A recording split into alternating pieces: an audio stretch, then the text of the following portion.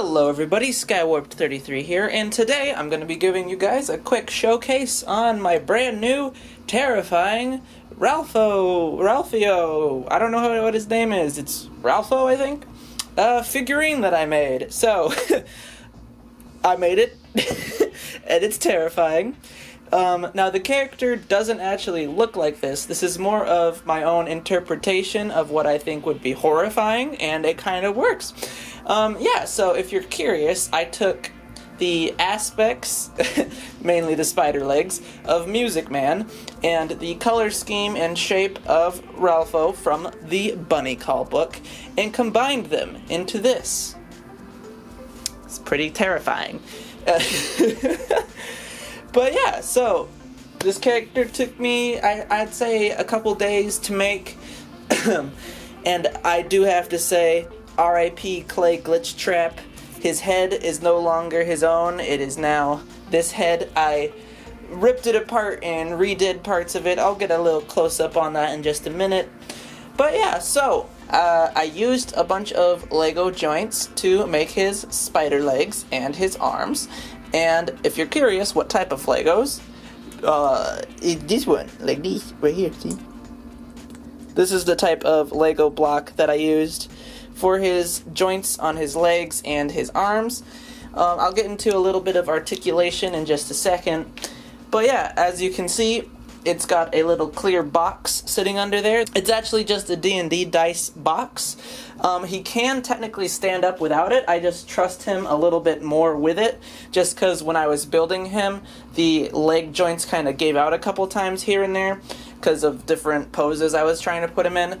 But it's just like a regular D&D dice case, and it sits right like so, and he doesn't fall over with it. But yeah, so you might be wondering how I got the legs to look like this if I'm saying they're Legos. Well, I used my favorite new medium, foam clay. Wow, you guys need to add foam clay to your bingo cards, because I use it a lot now. I got this big old tub. And yeah. Now, a lot of you might be curious, Sky, where are the magnets in this build? Well, let me show you. So, he has magnets. They're in his symbols. So he could take them off, and now he has creepy grabby hands. Spooky! Oh, man, I'm just struggling. Magnets! Wow! Wow! Magnets! I think I'm slowly losing my mind here a little bit.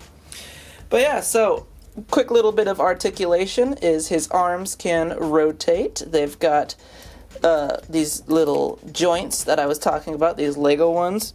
They're just filled inside of this little fabric sleeve here, which is kind of fun because the fabric isn't connected to the inside part. So they could be not quite straight, but then the fabric still looks pretty straight, if that makes any sense. Essentially, he's now got these giant creepy noodle arms, and I feel like I can get quite a few creepy poses out of them, because I can essentially make them look like snakes or anything along the sorts, because they can bend both directions, and they got a bunch of individual joints on the inside, and so on. He's got a joint right at his wrist here as well. Doesn't rotate or anything, but I feel like if you take the hand here and still just like take the symbol out, if that's just coming towards you, it's terrifying anyway. So, you know, it is what it is. His leg joints all have one joint at the top so that it can kind of come up, and then the second joint further up that's connecting it to the actual body. It's more of like one of those clip pieces, if I remember correctly.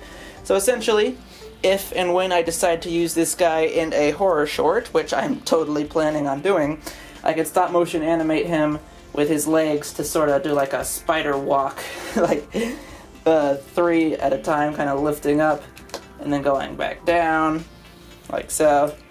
And then you kind of get the general idea. So, creepy spider walking rabbit man symbols, yes. Quite spooky. But yeah, let's zoom in and get a quick look at some details real quick. So here is his chest. Now, the actual character doesn't have a speaker in his chest, but Music Man did, and I thought it'd be kind of a cool little add-on to put a metal-looking speaker in the center of his chest. Kind of gives it a fun-time animatronic feel.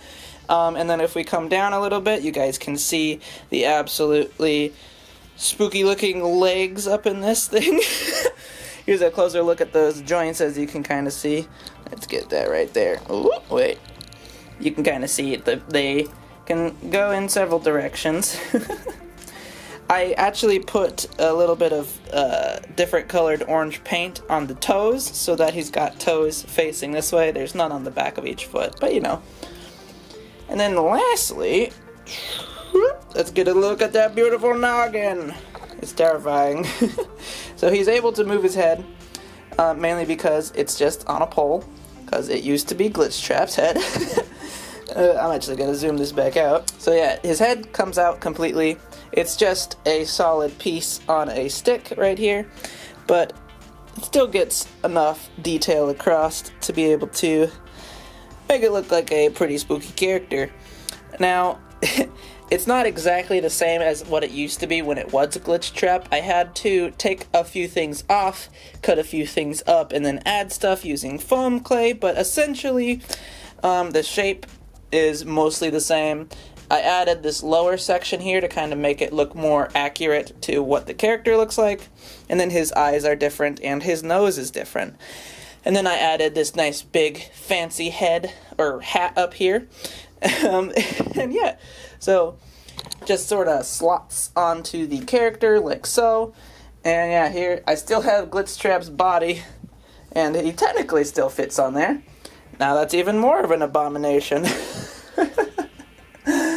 But yes, everybody let's get an F in the chat for Clay Glitch Trap's head. But yeah, so he's able to bring the symbols together just like the character would be able to. And I think that's pretty much it on the character-wise. So I'm going to get a couple comparisons together real quick for you guys. With him compared with my other characters, he is actually quite large, so that's why the camera's so far zoomed back. Here he is next to Funtime Mangle, which is another one of my custom characters, because technically Funtime Mangle isn't canon, but you know, I made Funtime Mangle anyway.